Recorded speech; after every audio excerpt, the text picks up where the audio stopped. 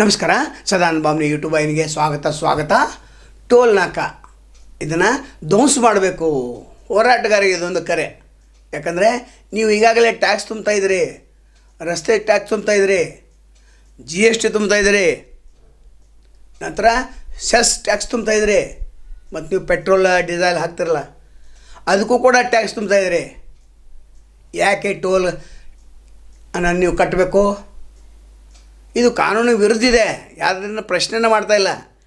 ನ್ಯಾಯಾಲಯದಲ್ಲಿ ಇದನ್ನು ಪ್ರಶ್ನೆ ಮಾಡೋದಿತ್ತು, ಇನ್ನೂವರೆಗೆ ಯಾರೂ ಪ್ರಶ್ನೆ ಮಾಡಿಲ್ಲ. ಒಂದು ಕಡೆ ಲೂಟಿ, ಇನ್ನೊಂದು ಕಡೆ ರಾಜಕಾರಣಿಗಳು ಒಂದೊಂದು ಗಾಡಿಗೆ ನಾಲ್ಕು ಗಾಡಿಗೆ ಶಾಸಕರು ಅಂತ ಬೋರ್ಡ್ ಹಾಕಿ ಅಡ್ಡಾಡ್ತಾ ಇದ್ದಾರೆ, ಅಧಿಕಾರಿಗಳು ಕೂಡ ಅಡ್ಡಾಡ್ತಾರೆ. ಇನ್ನು ಕೇಂದ್ರ ಟೋಲ್ ನಿಯಮ ಏನಿದೆ, 17 ತರಹದ ಅಧಿಕಾರಿಗಳಿಗೆ ಪಾಸ್ ಫ್ರೀ ಅಂತಿದೆ. ಆದರೆ ಇಲ್ಲಿ ರೈತ ಬೆಳೆದ ಬೆಳೆಗಳನ್ನು ಒಂದು ಕಡೆಯಿಂದ ಇನ್ನೊಂದು ಕಡೆ ತೆಗೆದುಕೊಂಡು ಹೋಗಬೇಕಾದ್ರೆ ಅಲ್ಲಿ ಟ್ಯಾಕ್ಸ್ ಕಟ್ಟಬೇಕು. ಇದು ಯಾವ ನ್ಯಾಯ? ಇದನ್ನು PIL ಹಾಕಿದರೆ ಸಮಸ್ಯೆ ಬಗೆಹರ್ತದೆ. ಮಹಾರಾಷ್ಟ್ರದಲ್ಲಿ ಏನಾಯ್ತು, ಶಿವಸೇನೆ ಅವರು 4 ವರ್ಷ ಹಿಂದೆ ರಾಜ್ ಠಾಕ್ರೆ ಅವರು 2-3 ಟೋಲ್ ನಾಕಾಗಳನ್ನು ಧ್ವಂಸ ಮಾಡಿದರು. ಕೇಸಾತು, ಏನೂ ಆಗಲಿಲ್ಲ. ಅಂದರೆ ಟೋಲ್ ಏನಿದೆ ಇದು ಅಕ್ರಮ.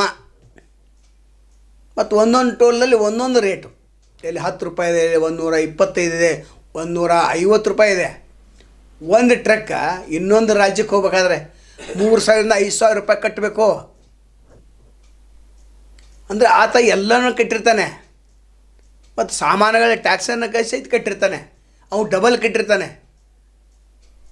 ಮತ್ತು RTO ಅಲ್ಲಿಯೂ ಸಹಿತ ಟ್ಯಾಕ್ಸ್ ಕಟ್ಟಿರ್ತಾನೆ. ಹೀಗಾಗಿ ಟೋಲ್ ನಾಕ ಯಾಕೆ ಬೇಕು? ಎಲ್ಲ ಟೋಲ್ ನಾಕನ ತೆಗಿಬೇಕು ಅಂತ.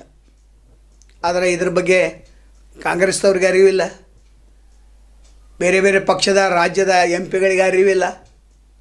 ಯಾಕೆ ಅರಿವಿಲ್ಲ?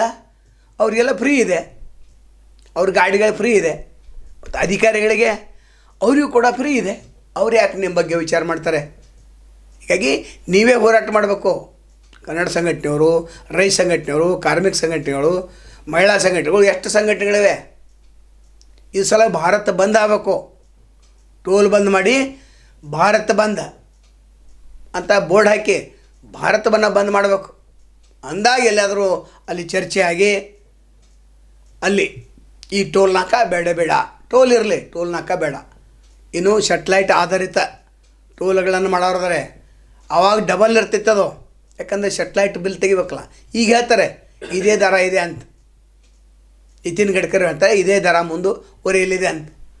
ಫಾಸ್ಟ್ಯಾಗ್ದಿಂದ ಎಷ್ಟೊಂದು ದುಡ್ಡು ಕಲೆಕ್ಟ್ ಮಾಡಿರು, ಮಿನಿಮಮ್ 500 ಇರ್ಬೇಕಂತ ಆ ಫಾಸ್ಟ್ಯಾಗದಲ್ಲಿ. ಅದು ಯಾವ ನಿಯಮ? ಮಿನಿಮಮ್ 500 ಅಂದರೆ ಇಡೀ ದೇಶ ತುಂಬ ಎಷ್ಟು ಕೋಟಿ ಸಂಗ್ರಹ ಮಾಡಿರಿ, ಎಷ್ಟು ಬಡ್ಡಿ ಬಂತು? ಇದು ಇಲ್ಲ. ಹೀಗಾಗಿ ಟೋಲ್ ನಾಕ ವಿರುದ್ಧ ಹೋರಾಟ ಅಗತ್ಯ ಅಂತ ಹೇಳ್ತಾ, ಇನ್ನು 2 ವಿಷಯ, ಡಿಫಾಮೇಷನ್ ಕೇಸ್ ಮಾನಷ್ಟೇ ಮೊಕದ್ದಮೆ ಹಾಕ್ತಾರಂತೆ. ಅದು ಯಾವುದೂ ಸ್ಟ್ಯಾಂಡ್ ಆಗಂಗಿಲ್ಲ. ಅದು ಅಲ್ಲದೆ ಕ್ರಿಮಿನಲ್ ಕೇಸ್ 2 ಕೇಸ್ ಆಗ್ತವೆ.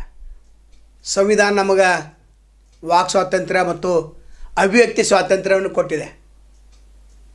ಸಂವಿಧಾನದಲ್ಲಿ ಇದನ್ನು ಯಾವಾಗ ಅನ್ವಯ ಆಗ್ತೈತೆ ಅವ್ರ ವಿರುದ್ಧ ಸುಳ್ಳು ಆರೋಪನ ಮಾಡ್ಯಾರ.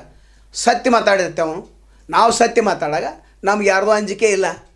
ಆದರೂ ಕೆಲವೊಂದು ಜನ ನಮಗೆ ಅಂಜಿಕೆ ಆಗ್ತಾರೆ, ನಿಮ್ಮ ಮೇಲೆ ಡಿಫಾಮೇಷನ್ ಕೇಸ್ ಹಾಕ್ತೇವೆ, ನಂತರ ಕ್ರಿಮಿನಲ್ ಕೇಸ್ ಹಾಕ್ತೇವೆ ಅಂತ, 2 ಹಾಕ್ತೇವೆ ಅಂತ ಹೇಳ್ತಾರೆ. ಅದು ಯಾವುದು ಸ್ಟ್ಯಾಂಡ್ ಆಗಂಗಿಲ್ಲ. ಯಾರೂ ಅಂಜಲಿಕ್ಕೆ ಹೋಗಬೇಡಿ, ಸತ್ಯ ವರದಿ ಮಾಡೋರು ಅಂಜಲಿಕ್ಕೆ ಹೋಗಬೇಡಿ. ಇದನ್ನ ಯಾರು ಹೇಳಿದ್ದಾರೆ? ಸುಪ್ರೀಂ ಕೋರ್ಟ್ ಜಡ್ಜಿಗಳು ಹೇಳಿದ್ದಾರೆ. ಹೈಕೋರ್ಟ್ದಲ್ಲಿ 11 ವರ್ಷದಿಂದ 2 ಮಾಧ್ಯಮಗಳ ಮೇಲೆ ಇಂಥದ್ದೇ ಕೇಸ್ ಹಾಕಿದರು, ಅದನ್ನು ತಿರಸ್ಕಾರ ಮಾಡಿಬಿಟ್ರು, ಹಾಕ್ಲಿಕ್ಕೆ ಬರೋದಿಲ್ಲ ಅಂತಂದರು. ಸಂವಿಧಾನ ಪ್ರಕಾರ ಇವರಿಗೆ ಮಾಧ್ಯಮದವರಿಗೆ ವರದಿ ಮಾಡುವಂಥ ಹಕ್ಕಿದೆ. ನ್ಯಾಯಾಲಯದಲ್ಲಿ ಒಳಗೇನೂ ಇದೆ, ಆವರಣದ ಹೊರಗಡೆನೂ ಇದೆ, ಎಲ್ಲ ಕಡೆ ಸ್ವಾತಂತ್ರ್ಯ ಇದೆ. ಆ ಸ್ವಾತಂತ್ರ್ಯ ಹರಣ ಆಗ್ತೈತೆ. ಅದು ದೊಡ್ಡ ಶ್ರೀಮಂತರ ಹಗರಣಗಳನ್ನು ನಾವು ತೆಗಿತೇವೆ, ಆವಾಗ ಹಾಕೋದು ಸ್ವಾಭಾವಿಕ. ಅದು ಯಾವುದೂ ಸ್ಟ್ಯಾಂಡ್ ಆಗೋದಿಲ್ಲ. ಸುಮ್ಮನೆ ಅಂಜಿಕೆ ಹಾಕ್ಬೋದು ಅಷ್ಟೇ. FIR ಸಹಿತ ಮಾಡ್ಲಿಕ್ಕೆ ಬರೋದಿಲ್ಲ, ಕೋರ್ಟಿಗೆ ಏನು ಪ್ರೈವೇಟ್ ಕಂಪ್ಲೇಂಟ್ ಸಹಿತ ಹಾಕ್ಲಿಕ್ಕೆ ಬರೋದಿಲ್ಲ. ಯಾಕಂದ್ರೆ ಸತ್ಯ ಮಾತಾಡಿದರೆ ಡಾಕ್ಯುಮೆಂಟ್ಸ್ ಮಾತ್ರ ನಿಮ್ಮ ಕಡೆ ಇರಬೇಕು. ಅದು ಭಾಳ ಮಹತ್ವದ್ದು. ಈ ಎರಡು ವಿಷಯಗಳನ್ನು ಹೇಳಬೇಕಾಗಿತ್ತು. ನಾಳೆ ಮತ್ತು ತಮ್ಮನ್ನು ಭೇಟಿ ಆಗ್ತೇವೆ. ಅಲ್ಲಿವರೆಗೆ ಎಲ್ಲಿ ಶುಭವಾಗಲಿ. ನಮಸ್ಕಾರ.